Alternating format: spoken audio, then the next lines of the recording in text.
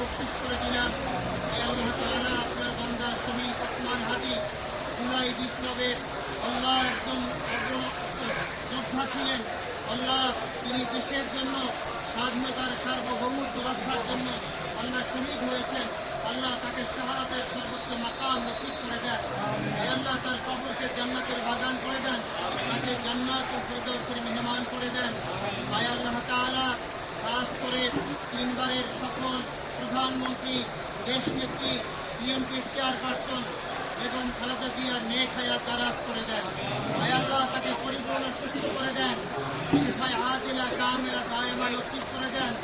আল্লাহ তাআলা আমাদের বর্তমান বিএনপি তিনি ভারপ্রাপ্ত চেয়ারম্যান জনাব তারেক রহমানের নেক হায়াত দারাজ করে দেন। আল্লাহ তিনি এই দেশকে করার জন্য যেই শপথ দিয়েছেন, যেই প্রত্যয় ব্যক্ত করেছেন, বক্তব্য 25 তারিখে দিয়েছেন, আল্লাহ তার বক্তব্যের আলোকে একটি সুন্দর দেশ গড়ার তৌফিক নসিব করে দেন।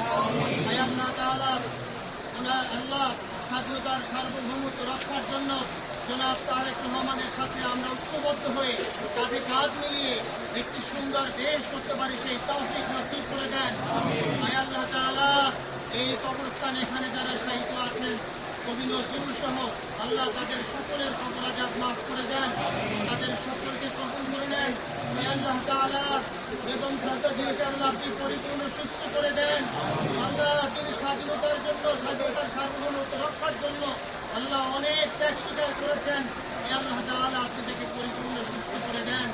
আল্লাহ 71-এর যারা যুদ্ধ করেছে, যারা আল্লাহ 24-এর জুলাই আন্দোলনে শাহাদাত বরণ করেছে, এভাবে যারাই শহীদ হয়েছেন তাদের সকলের দুই হাদি আমরা বকশিশ করে দিলাম। রব্বির হামহুমা কামা রব্বায়ানি সগীরা, রব্বির হামহুমা কামা রব্বায়ানি সগীরা, রব্বির হামহুমা কামা রব্বায়ানি সগীরা।